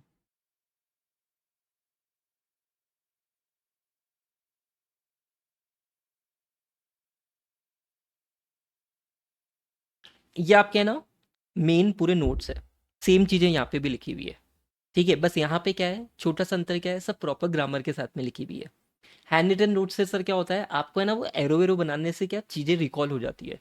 और सर साइंटिफिक मेथड बता रहा हूँ पढ़ने का, थियोरी का, जितना लिखा हुआ याद होता है ना, उतना बुक से याद नहीं होता। इसलिए मैंने आपके लिए वो हैंड रिटन नोट्स की मेहनत कर रखी है ना। तो वो हैंड रिटन नोट्स तो आपको बनाने ही है, उससे आपको याद हो जाएगी चीज़ें, लिखने की प्रैक्टिस हो जाएगी। ठीक है सर, सेम चीज़ें यहाँ पे भी लिखी हुई है ना। देखो, audit and it's objective meaning क्या है, independent examination of financial information of any entity, whether profit oriented or not, irrespective of its size or legal form, when such an examination is conducted with a view to expressing an opinion thereon. Independent का मतलब sir chapter number 11 में discussion है, वो लिखा हुआ है मैंने। In doing so, auditor has to see financial statement would not mislead anybody by ensuring that accounts are drawn up with a reference to the entries in the books of accounts. Entries in the books of accounts are adequately supported by sufficient appropriate evidence. Sir कोई भी entry omit नहीं हुई है। Sir, information conveyed by the statement is clear and unambiguous. The financial statement amount are properly classified, described, disclosed as per accounting standard, and the statement of account presented true and fair picture of asset and liability business operation. हाँ sir, फिर हमने objective की बातें करी थी sir, वही चीज़ है। Objective किधर दे रखा है सर, ऐसे 200 में दे रखा है। ऐसे 200 का नाम क्या था? नाम नहीं भी याद रहेगा चलेगा, मैं इस पे अलग से बात करूंगा अभी। Overall objective of the independent auditor and the conduct of audit in accordance with the standard on auditing. Sir दो ऑब्जेक्टिव थे, बोलो ना मेरे साथ में। To obtain reasonable assurance about what, whether the financial statement are free from material misstatement और not, thereby to express an opinion whether the FS are prepared and presented as per applicable FRF. And we had a detailed discussion. What do you mean by reasonable assurance? What do you mean by misstatement? What do you mean by material? What do you mean by opinion? What do you mean by applicable FRF? हाँ sir. Second objective is very simple, to report on the financial statement and communicate as required by standard on auditing. ठीक है, analysis इसकी अपन already बहुत अच्छे से पढ़ के आ चुके हो। ठीक है, तो यहाँ तक अपनी पूरी कहानी हुई है। आगे मेरे साथ में इनके क्वेश्चंस देखो। इनके दो क्वेश्चंस मैं आपको करा रहा हूँ। और देखो एक छोटी सी चीज़ है ना, छोटी सी चीज़ सुनना मेरे साथ। क्वेश्चंस की कैटेगरी कैसे होती है? A category, B category, C category. A category questions sir जो एग्जाम टाइम तक हमें देखने की जरूरत पड़ेगी। बी कैटेगरी क्वेश्चंस सर हम धीरे धीरे करके रिविजन्स में उनको काटते हुए चलेंगे। हाँ सर, आज से ये चीज़ समझो, you have to cover your syllabus in 1.5 days. तो आपको सर 3 रिवीजन ऑडिट में लगेंगे। सर ये पहले दिन से पता होना जरूरी है। 3 रिवीजन हमको सर बिल्कुल लगेंगे। हाँ, और उसके बाद में 1.5 डेज में हम पढ़ेंगे। देखो जो एंड गोल है वो पहले से पता होना चाहिए। मैं आपको क्या करूँगा सर, क्लास में आपको ए कैटेगरी क्वेश्चंस थोड़ा थोड़ा मार्क कराते हुए चलूँगा। वो क्वेश्चंस तो सर आपको बार बार देखने की जरूरत पड़ेगी, और कुछ क्वेश्चंस दिखेंगे सर बिल्कुल डायरेक्ट है, जिनका आंसर वही है सर जो कॉन्सेप्ट बुक में आप पढ़ के आए हो। तो क्या वो क्वेश्चंस बार बार देखोगे? आंसर इज नो सर, हम उनको रिविजन्स में कट करते हुए चलेंगे। वो कट करने का मौका मैं आपको दूंगा, ठीक है, वो आप रिवाइज करोगे आपको समझ में आएगा, है ना, बट एटलीस्ट हम वो तैयारी तो करें, हमारी एग्जाम ओरिएंटेड तैयारी। ठीक है, चलो देखो ना सर, क्वेश्चन बैंक में ना आपको ना हर का रेफरेंस दे रखा है कि कौन सा क्वेश्चन कब आया हुआ था। Explain the meaning of auditing. How would you, as an auditor, perform an audit to ensure financial statement would not mislead anybody? Sir audit की डेफिनेशन पूछी हुई है। सर आपको बताना है कि कैसे ऑडिटर ये इंश्योर करे कि फाइनेंशियल स्टेटमेंट किसी को भी मिसलीड नहीं करेंगे। क्या हमने ये दोनों टॉपिक पढ़े हैं? हाँ सर। ऑडिट की डेफिनेशन देखो एज इट इज आ गई क्या? An audit is independent examination of financial information of any entity whether irrespective of size, legality or profit oriented or not, thereby to express an opinion। And उसके बाद में ये 6 point थे। क्या first question is very direct? क्या ये question बिल्कुल direct question है? हाँ सर ये बिल्कुल डायरेक्ट क्वेश्चन है, ये हमारा सी कैटेगरी क्वेश्चन है। ठीक है, A category question, A category question आपके सामने आ चुका है। देखो एग्जाम में है ना इतनी बड़ी केस स्टडीज आती है, उनसे डरने का नहीं। आज शपथ लो कि तुम क्वेश्चन को उल्टा पढ़ोगे। सर उल्टा मतलब सबसे पहले उस क्वेश्चन की रिक्वायरमेंट पढ़ोगे। रिक्वायरमेंट पढ़ने से ही तुम्हारा दिमाग चलने लग जाएगा कि सर ये क्वेश्चन किस तरफ लेके जा रहा है ना। फिर पूरा क्वेश्चन पढ़ो, तुम्हारा आंसर अपने आप निकल के आएगा। हमेशा ध्यान रखना सर, केस स्टडी जब भी आती है आपको सर एक कंक्लूजन तो लिखना ही पड़ता है। क्या लिखना पड़ता है भाई? कंक्लूजन तो लिखना ही पड़ता है। ठीक है, समझे क्या सर? हाँ, in this context outline objective of independent audit conducted in accordance with the standard on auditing। मैंने लास्ट लाइन पढ़ी है, और मेरे को बताओ सर क्या क्वेश्चन पूछा हुआ है? क्या क्वेश्चन पूछा हुआ है सर? क्या क्वेश्चन क्लियरली आपको बोल रहा है overall objective of the independent auditor? बताओ सर। हाँ सर, बट इन्होंने बोला इन दिस कॉन्टेक्स्ट, तो ये भी देखते हैं। तो पूरा एक बार क्वेश्चन पढ़ लेते हैं। M motor limited is a leading automobile manufacturer with many offerings across commercial passengers and electrical vehicles. The company is pioneering India's electric vehicle transition and enjoys considerable advantage as one of the fastest growing automotive market। मैं आपको बताऊँ इतना इतना माहौल बनाया जाता है ना जिसकी लिमिट नहीं है। GR Associated have been appointed as a statutory auditor। Auditor appoint करा गया है। मैं आपको बोलूँ सर, अलग अलग तरीके के ऑडिटर होता है, इंटरनल ऑडिटर होता है, स्टैच्यूटरी ऑडिटर होता है। हम जो कर रहे हैं ना सर, हम वो फाइनेंशियल ऑडिट कर रहे हैं, स्टैच्यूटरी ऑडिटर कहलाए जाते हैं हम। ठीक है, for the financial year 22-23, J&K are newly appointed audit assistant article in the firm and part of engagement team constituted for the purpose of audit of M Motors Limited. Team members में sir दो नए लोग हैं, जे और M, जे और के, जे और के, ठीक है। However, they are confused about what such an audit tends to achieve. They perceive audit as a guarantee against possible fraud or error. Do you agree with perception of both the assistant? अरे यार guarantee देता है क्या? मेरे को तो याद ही नहीं आ रहा sir. To obtain reasonable assurance, और रीजनेबल का मतलब आपने समझा था क्या? हाँ सर, रीजनेबल का मतलब हमें पता था high level of assurance, not a guarantee. ठीक है, तो सर ये perception of both the article assistant is wrong. ये तो आपका कंक्लूजन वाला पार्ट है, लास्ट में कंक्लूजन अपन ड्राफ्ट करते हैं। ठीक है, एग्जाम में आपको नंबर किसके मिलेंगे? सर एग्जाम में आपको नंबर मिलेंगे केवल और केवल, मेजर नंबर मिलेंगे, 90% नंबर मिलेंगे सर आपको कंटेंट के। आपको वो कंटेंट तो सर लिखना ही पड़ेगा। देन लास्ट में अपना फैक्ट ऑफ द केस का 2 लाइन का फैक्ट ऑफ द केस लिखो, आंसर लिखो, बात खत्म सर। कंक्लूजन का 1 नंबर मिलता है और बाकी पूरा का पूरा मैटर आपका कंटेंट ही है। कंक्लूजन हमको पता है कि sir both the assistant view is wrong, क्योंकि sir auditor obtains reasonable assurance, not a 100% assurance sir, because of inherent limitation. ये तो आपका कंक्लूजन है। What you will do, you will explain the whole topic, overall objective of the independent auditor वाला, दोनों objective बताओ, दोनों के analysis बताओ, एंड फाइनली कंक्लूजन लिखो। सर क्या अभी आप पूरा का पूरा आंसर ऑलरेडी पढ़ के आए हो? हाँ सर, ओवरऑल ऑब्जेक्टिव का टॉपिक पूरा पढ़ के आया है। देखो ना आंसर इन्होंने कैसे बनाया। सर पहला इन्होंने ये बात बोली, ठीक है, ऐसे 200 का नाम, रेफरेंस, और ये मैं आपको एक चीज बोल दूं, आगे जाके मैं बताऊँ आपको कैसे कैसे क्या मार्क्स होते हैं, चलो आगे जाके बताऊँ, अभी I will not make things complicated. Sir ये 2 ऑब्जेक्टिव आ गए क्या? फिर ये एनालिसिस आ गई। सर एनालिसिस में क्या करेंगे सर? सर मटेरियलिटी को एक्सप्लेन कर देंगे, मिसस्टेटमेंट को एक्सप्लेन कर देंगे, सर रीजनेबल अश्योरेंस को एक्सप्लेन कर देंगे, एप्लीकेबल एफआरएफ को एक्सप्लेन कर देंगे। हाँ सर,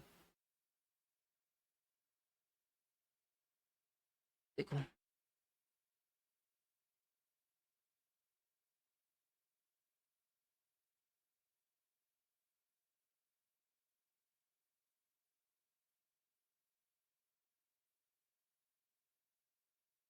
मिसस्टेटमेंट को मटेरियलिटी एंगल से देखता है, ठीक है।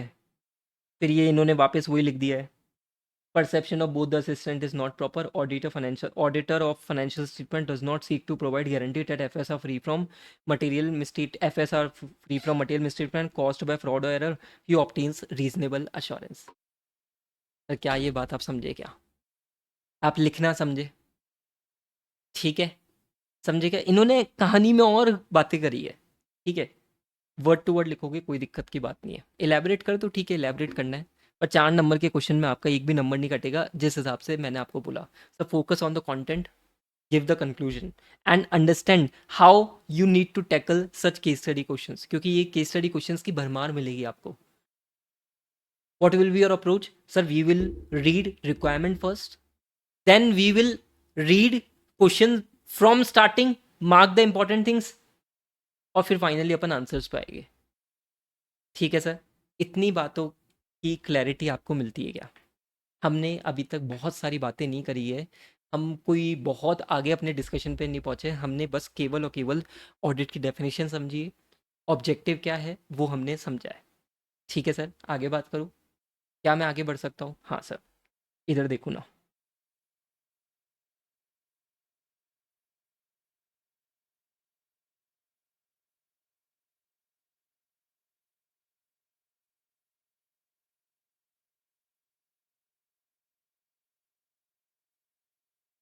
सर एक बिल्कुल basic topic, third class topic, nature of auditing, interdisciplinary nature with diverse subject. Sir क्या टॉपिक है ये बताओ ना। मैंने कहा मुझे एक चीज़ बताओ, आज तुम अपने सीए इंटर लेवल पे कौन कौन से सब्जेक्ट पढ़ते हो, पहले तो नाम बताओ सर। सर हम अकाउंट्स पढ़ते हैं सर, हम लॉ भी पढ़ते हैं, हम टैक्सेशन में जीएसटी, इनकम टैक्स सब पढ़ते हैं सर। सर हम ऑडिट तो पढ़ते ही है सर, क्या बताओ सर, ऑडिट तो हम पढ़ते ही है। सर आप कॉस्टिंग भी पढ़ते हो सर, आप फाइनेंशियल मैनेजमेंट भी पढ़ते हो सर, आप फाउंडेशन लेवल पे इकोनॉमिक्स की भी नॉलेज है आपको, स्टैटिस्टिक की भी नॉलेज है, मैथमेटिक्स की भी नॉलेज है, हाँ सर। अब मुझे एक चीज़ बताओ, क्या एज एन ऑडिटर ऑडिटर तो वही चार्टेड अकाउंटेंट हो गया, ठीक है। सर ऑडिटर को इन सारे सब्जेक्ट की नॉलेज होनी चाहिए, नहीं होनी चाहिए वाइल डूइंग ऑडिट? सर होनी चाहिए। सर क्यों? एग्जामिनेशन करनी है फाइनेंशियल स्टेटमेंट की, क्या वो प्रिपेयर एंड प्रेजेंट हुए as per applicable FRF? Applicable FRF का मतलब था सर अकाउंटिंग स्टैंडर्ड या इंडियस। अरे इनकी नॉलेज नहीं होगी तो फिर कैसे चेक करोगे रे? बिना अकाउंट्स की नॉलेज लिए हुए क्या तुम ऑडिट कर सकते हो? Sir answer is no, practically not possible. Entity को बहुत सारे लॉज इफेक्ट करेंगे, तुम्हें उनकी नॉलेज ही नहीं होगी तो क्या तुम ऑडिट कर लोगे? Answer is no sir, practically not possible. You should have a good knowledge, you should have a good knowledge of particular the subjects. और सर ये तो आपको पता है सर, इन सब का तो मतलब पता है, मेरे को बताने की ज़रूरत है क्या सर? मिसलीनियस टॉपिक है आपके चैप्टर नंबर 1 का, ठीक है। पर एक एक मैं मतलब आपको हाईलाइट कर रहा हूँ,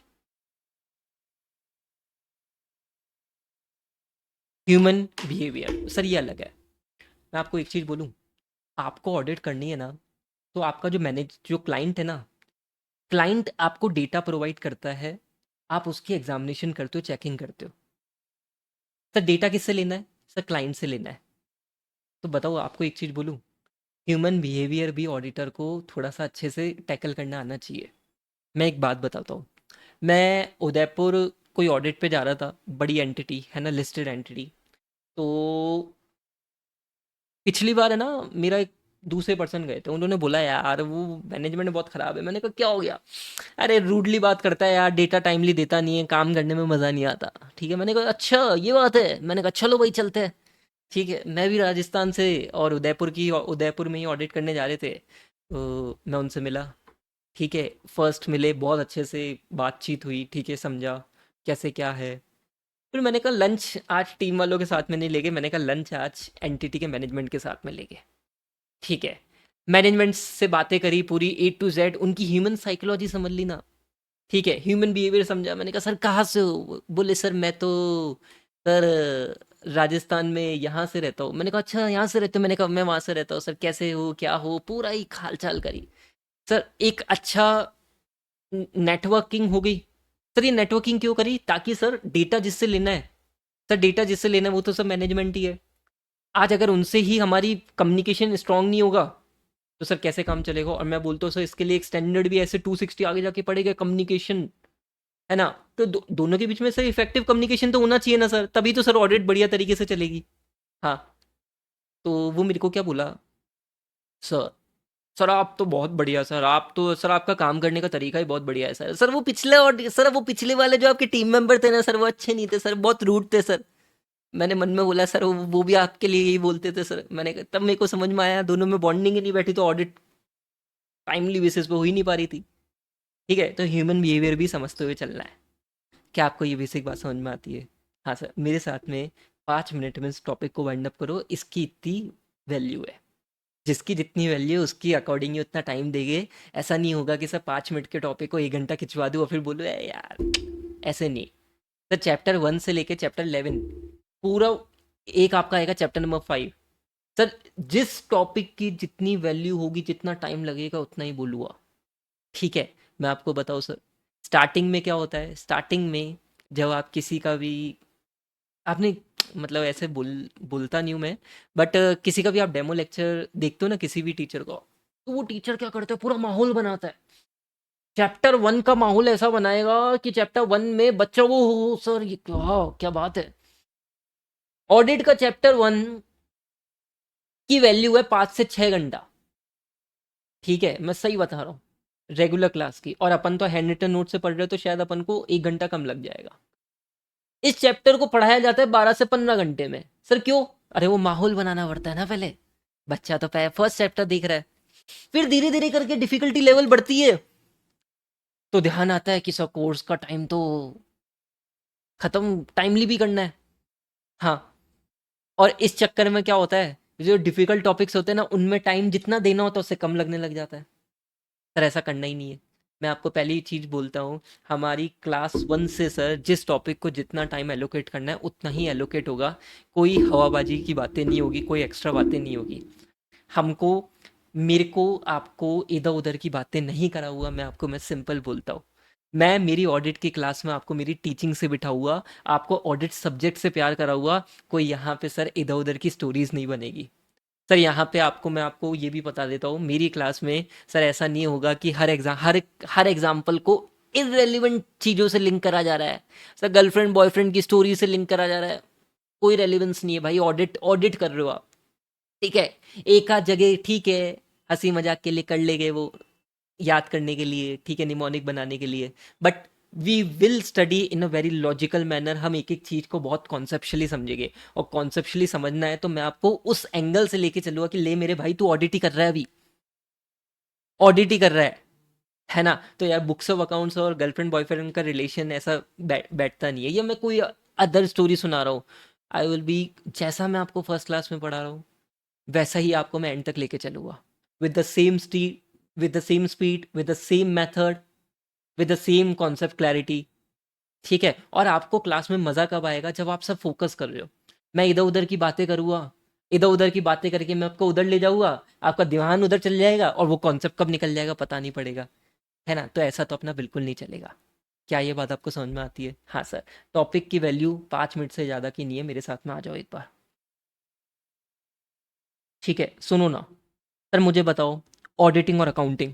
सर ऑडिटर को अकाउंट्स की नॉलेज होनी चाहिए नहीं होनी चाहिए? सर बिल्कुल होनी चाहिए। सर बिना अकाउंट की नॉलेज हुए हुए सर वो ऑडिट कैसे करेगा, कैसे वो मिसस्टेटमेंट ढूंढेगा? सिंपल, हाँ sir. Accounting and auditing are interrelated. क्या क्या लिखा है sir? As auditing reviews financial statement which are the result of accounting process. But एक चीज बताओ ना, अकाउंटिंग करेगा कौन? ऑडिटर करेगा क्या? नहीं सर, ऑडिटर तो चेकिंग करेगा। सर अकाउंटिंग तो सर मैनेजमेंट करेगा, financial statement prepare and present management कर रहा है ना सर, वो करेगा। सर ऑडिटर तो क्या कर रहा है सर, उसकी चेकिंग कर रहा है। क्या आपको ये बेसिक बात समझेगा सर? हाँ। तो an auditor needs thorough accounting knowledge to review and express opinion on financial statement. Without financial statement auditing cannot exist. बड़ा सिंपल था, रीड करके चलेंगे, ठीक है। Auditing and law. Sir auditing and law, sir auditor को अच्छी knowledge होनी चाहिए कि सर एंटिटी लॉ से कंप्लायंस कर रहा है नहीं कर रहा है, ठीक है। तो auditing closely relates to law requiring auditor to assess transaction for proper compliance. Auditor must understand business laws like contract and negotiable instrument. और मुझे बताओ, आपको पता भी होता है ये सारी चीज़ें। Knowing of taxation law is essential to ensure financial statement comply with direct and indirect provisions. Indirect provisions, क्या ये बात आपको समझ में आती है? हाँ सर। Sir auditing and behaviour science, इसी का तो एग्जांपल लिया था मैंने। आपका इंटरेक्शन किसके साथ में होता है सर? क्लाइंट के स्टाफ के साथ में आपका इंटरेक्शन होता है, तो सर उसके साथ में थोड़ा सा उसके बिहेवियर को समझो ताकि आप डेटा प्रॉपरली ले सको, टाइमली बेसिस पे ऑडिट हो सके, आपकी इफेक्टिव एफिशिएंट ऑडिट हो सके। Auditing is closely link to behaviour science as auditor interact with the client staff together with information and analyse financial data. Understanding human behaviour is crucial for effective performing audit duties. Sir auditing and economics, auditing and statistics and management, auditing and financial management, auditing and production. Sir आप read करके चलोगे बस, ठीक है। मैंने आपको एक idea दे दिया सर, क्या बकवास टॉपिक है। अच्छा आपको एक चीज़ बताओ सर, क्वेश्चन बैंक में भी देख लो। सर क्वेश्चन बैंक में आपका topic number 2, nature of audit. Sir this question was cast in November 2020 RTP, exam में नहीं पूछा है। MTP November 2019, November 2021 RTP. अगर मैं आपको सही बताऊं तो सर ये क्वेश्चन मेरी इच्छा थी कट कर दूं आपके क्वेश्चन बैंक में से, पर मैंने कहा चलो एक बार लिख देते हैं, बच्चा अपने आप कट कर देगा आगे जाके, ठीक है। तो both accounting and auditing are closely related to each other. November 2020 RTP का क्वेश्चन था, एग्जाम में तो आया ही नहीं है। Relationship between auditing and law is very close one. वाह sir. Discipline of behavior science is closely linked with the subject of auditing. Discuss. क्या ये बातें हो गई क्या? ठीक है, वेरी इजी। आपको समझ में आ गई सर इसकी कितनी वैल्यू थी? क्या ये बातें आपको समझ में आ गई क्या? हाँ सर, इतनी बातें हमको समझ में आ गई है, ठीक है सर। डन डनाडन। यहाँ तक अपन ने बहुत सारी बातें कर ली। What I want, what I want, अपन एक काम करते हैं ना सर, अपन इसको एक बार बढ़िया तरीके से सर रिवाइज कर लेते, जितना अभी तक पढ़ा, जितना अभी तक पढ़ा उसको 5 मिनट में एक बार समेट लेते हैं। आओ मेरे साथ में, ठीक है। मेरे को नोट्स की ज़रूरत नहीं, आपके लिए खोल रहा हूँ। ठीक है सर। ऑडिटिंग क्या थी सर? ऑडिटिंग क्या थी सर? एग्जामिनेशन थी। किसकी थी सर? किसकी थी सर? फाइनेंशियल इंफॉर्मेशन की, ऑफ एनी एंटिटी। एंटिटी से रिलेटेड तीन बातें थी sir, irrespective of size, legality, profit oriented और नॉट। अल्टीमेटली ऑडिटर सर ये एग्जामिनेशन क्यों करता है? ओपिनियन देने के कारण करता है सर। ओपिनियन देना होता है। और ऑडिटर के आगे एक और वर्ड अपन ने पढ़ा था, इंडिपेंडेंट। सर ओपिनियन किसके बेसिस पे देना होता है? ओपिनियन किसके बेसिस पे देना होता है सर? ओपिनियन है ना स्टैंडर्ड और ऑडिटिंग के बेसिस पे देना होता है। और सर ये ओपिनियन है ना सर प्रोफेशनल कंपिटेंट पर्सन देता है सर। एक बात को ध्यान से सुनना। हाँ सर। अच्छा सर ये ओपिनियन क्या बोल के सुना तो नहीं sir? Opinion sir audit report में दिया जाता है, राइटिंग में दिया जाता है। Clarity sir? हाँ सर। अच्छा एक चीज सुनो ना सर, यहाँ पे अपन ने बढ़िया तरीके से फिर नेक्स्ट टॉपिक पढ़ा था, ऑब्जेक्टिव। तो ऑब्जेक्टिव आपको दो चीजें पता थी सर, ओपिनियन देना, राइटिंग में देना। हाँ, पर इनको लिखने का तरीका माहौल वाला था। ऐसे 200 overall objective of the independent auditor and the conduct of audit in accordance with the standard on auditing. ठीक है, आपको भी याद हो जाएगा, लोड मत लो। ठीक है सर, ऐसे 200 ने बातें बोली थी बहुत सारी। सर क्या क्या, पहले लैंग्वेज को थोड़ा सा रिकॉल करते हैं। Focus focus focus. Sir to obtain, अच्छा देख लो भाई, नोट्स देखना है तुम्हें। ठीक है सर, क्या था objective sir? To obtain reasonable assurance. Reasonable assurance का सर मतलब क्या था सर?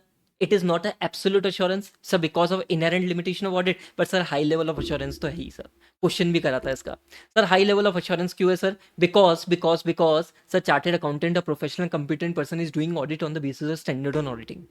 ओके सर, अभी मेरी बात सुनो ना। To obtain reasonable assurance whether FS are free from material misstatement. Sir material misstatement यही हमारा फोकस एरिया होता है। और हमने कनेक्ट द डॉट्स में पढ़ा था कि sir FS are free from material misstatement. अगर होगा तो क्या ओपिनियन दोगे? बोलो बोलो बोलो बोलो। बोलो सर अनमॉडिफाइड। और सर अगर FS are free, FS are not free, दिक्कतें हैं, तो सर मॉडिफाइड ओपिनियन की तरफ आप जाते हो। हाँ सर, यहाँ पे हमने सर मिसस्टेटमेंट का मतलब समझा था, एसीपी दया को याद करा था।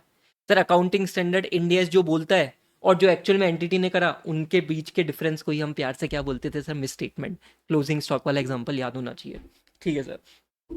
मिसस्टेटमेंट के साथ में उसके दो बच्चे भी आते हैं sir. Misstatement is caused by error और fraud. Error is unintentional, fraud is intentional. Sir misstatement के साथ में उसका एक भाई भी आता है सर, मटेरियल मिसस्टेटमेंट। हम मिसस्टेटमेंट को सर टोटलिटी में देखते हैं। हम मिसस्टेटमेंट को एंगल ये देखते हैं कि सर ये यूजर के डिसीजन को इन्फ्लुएंस करेगा क्या? Materiality will be discussed in SA 320 in very detail, don't worry.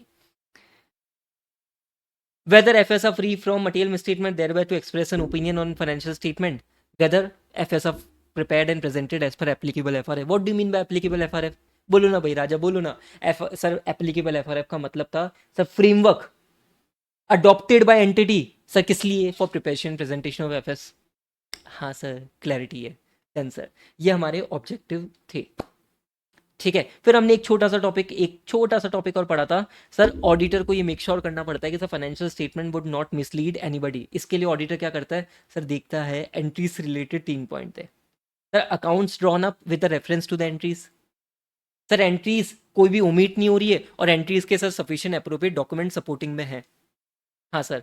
Sir अगर ये सब होगा तो सर फाइनेंशियल इंफॉर्मेशन है should be conveyed clearly unambiguous.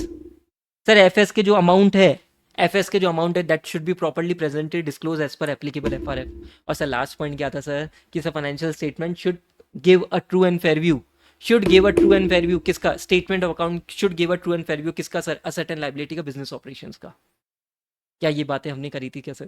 क्या यही सारी बातें हमने करी थी क्या? हाँ सर। उसके बाद में तो भाई नेचर ऑफ ऑडिटिंग है, ये तो आपके लिए हो ही गया, छोटा सा टॉपिक था। आगे बढ़ूँ क्या? क्या मैं आगे बढ़ सकता हूँ? हाँ, मेरे साथ में मैं आपको छोटे से 2 टॉपिक कराने जा रहा हूँ। छोटे से नन्नू से 2 टॉपिक कराने जा रहा हूँ। ठीक है, इत्तू सा टॉपिक है, मिसलिनियस टॉपिक है चैप्टर नंबर 1 का, quality of auditor. Sir auditor के क्वालिटी, सर सीए इंटर लेवल पे अब ऐसे क्वेश्चन नहीं पूछे जाते। ठीक है, बट कभी इंस्टीट्यूट ने पूछ लिया तो पता तो होना चाहिए। अब मुझे एक चीज़ बताओ, आपको किसी की क्वालिटी बतानी है तो क्या आप उसकी बुराई करोगे क्या? सर क्वेश्चन में पूछा क्वालिटी है तो सर बुराई कैसे करेंगे? तो मैंने कहा अगर क्वालिटी ऑफ ऑडिटर आपसे एग्जाम में पूछ लेते, ठीक है, फर्जी क्वेश्चन। सर ऑडिटर की क्वालिटी बतानी है, जितनी क्वालिटी बता सकते हो बता के आना। ओहो हो सर, सर डिसीजन मेकिंग बड़ा स्ट्रांग होना चाहिए। Sir he should be person of good attributes, sir tactful होना चाहिए, सर इंटीग्रिटी मेंटेन करनी चाहिए, सर ऑनेस्टी मेंटेन करनी चाहिए, सर उसको अकाउंट्स का एक्सपर्ट होना चाहिए, सर वो लॉ का एक्सपर्ट होना चाहिए। सब बातें बढ़िया सी बताते हुए आना। ठीक है सर, ह्यूमन बिहेवियर को टैकल बहुत बढ़िया तरीके से कर सके। हाँ, पर मैंने आपके साथ में सर है ना एक छोटी सी बात एक्स्ट्रा लिखी है जिसका रेलिवेंस आपको आगे जाके समझ में आएगा। सर क्या होता है इंडिपेंडेंस और एथिकल प्रिंसिपल्स? सर इंडिपेंडेंस और एथिकल प्रिंसिपल्स है ना चैप्टर नंबर 11 का पार्ट है, जो नेक्स्ट चैप्टर अपना होगा, बहुत डिटेल डिस्कशन होगा। 5 एथिकल प्रिंसिपल्स अपन वहाँ पे पढ़ेंगे, बहुत डिटेल में करेंगे सर। कॉन्फिडेंशियलिटी, CPIPO निमोनिक होता है इसका, confidentiality, professional competence and due care, integrity, objectivity, professional behaviour. पांचों का मतलब मैं आपको पूरा ढंग से समझाऊंगा। Chartered accountant auditor should possess professional behaviour, maintain professional behaviour. ठीक है ना? ऐसी बढ़िया बढ़िया क्वालिटी आप लिखोगे ना ये पांचों पॉइंट पढ़ने के बाद में, कि जितना मैंने बुक में आंसर लिखा है ना उससे ज़्यादा तो तुम एक्सप्लेन करके आ जाओगे। और इंस्टीट्यूट बोलेगा यार ये तो भाई जोरदार बच्चा है, क्या एक्सप्लेनेशन दिया है।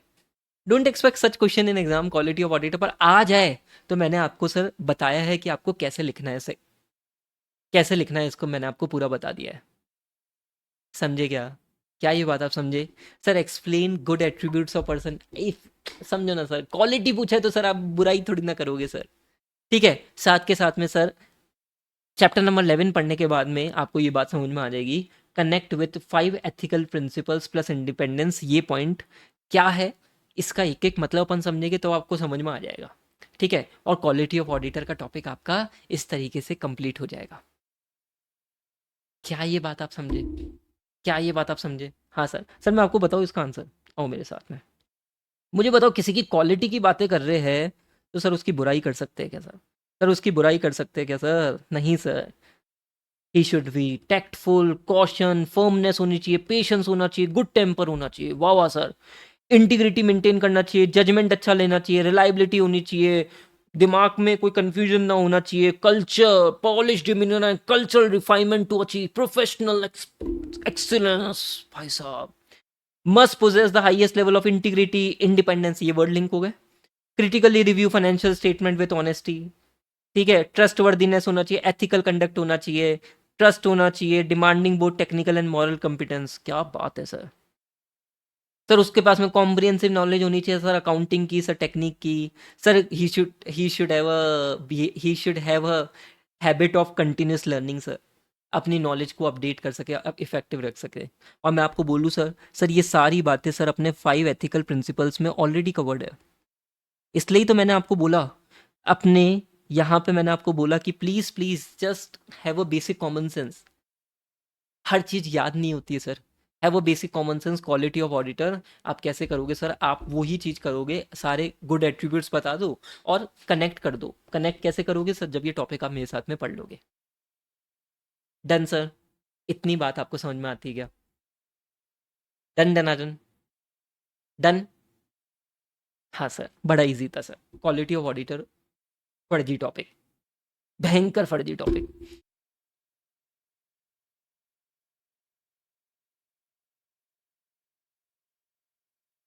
सी see see see explain qualities of auditor, बहुत बढ़िया। ठीक है, अब एक छोटा सा टॉपिक सुनो ना, छोटा सा टॉपिक, बेनिफिट्स ऑफ ऑडिट। मेरे को एक बड़ा टॉपिक कराना था, बट मेरे को ऐसा क्या लगता है आज फर्स्ट क्लास है, फर्स्ट क्लास में थोड़े से कीवर्ड्स बहुत सारे आए, अब थोड़ा सा हो जाए, अंदर तक चले जाए, फिर अपन थोड़े थोड़े आगे बढ़ेंगे। ठीक है ना? बेनिफिट्स ऑफ ऑडिट एक छोटा सा टॉपिक है। सर ऑडिट के क्या फ़ायदे होते हैं? सर ऑडिट के क्या फ़ायदे होते हैं मैं आपको बताता हूँ, थोड़ा सा एक बैकग्राउंड देता हूँ। सर क्या होता है, कंपनी के फाइनेंशियल स्टेटमेंट होते हैं ना, अगर वो ऑडिट कराए हुए होते हैं ना तो उस पर लिखा हुआ आता है ऑडिटेड फाइनेंशियल स्टेटमेंट। क्या लिखा हुआ आता है भाई? ऑडिटेड फाइनेंशियल स्टेटमेंट होते हैं सर वो, है ना? अभी मुझे एक चीज़ बताओ sir, sir chartered accountant a qualified a dignified person, जिसके लिए मोदी जी बोल देते हैं कि सर इनके साइन की वैल्यू तो मेरे साइन से ज़्यादा है। ठीक है, मक्खन लगा देते हैं सर, है ना? है भी सर, वैल्यू तो है सर। ठीक है सर, तो क्वालिफाइड चार्टेड अकाउंटेंट अगर वो ऑडिट कर रहा है तो सर यूजर्स को, आपको ऐसा फील नहीं होता sir users will have a better position to trust the financial statement figures. हाँ सर, है ना? तो सर ये बेनिफिट्स ऑफ ऑडिट केवल और केवल आपको यूजर्स ऑफ फाइनेंशियल स्टेटमेंट के हिसाब से एक्सप्लेन करने हैं। मेरी बात को सुनो ना सर।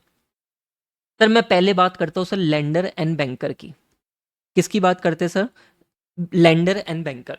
आपके सर बैंकर लोन्स जो देते हैं, सर क्रेडिटर्स हो गए। अब मुझे एक चीज़ बताओ सर, सर बैंक को अगर आपको लोन देना है ना, तो सर वो ऑडिटेड फाइनेंशियल स्टेटमेंट, अगर ऑडिट हुई भी होगी तो sir financial statement would be more reliable.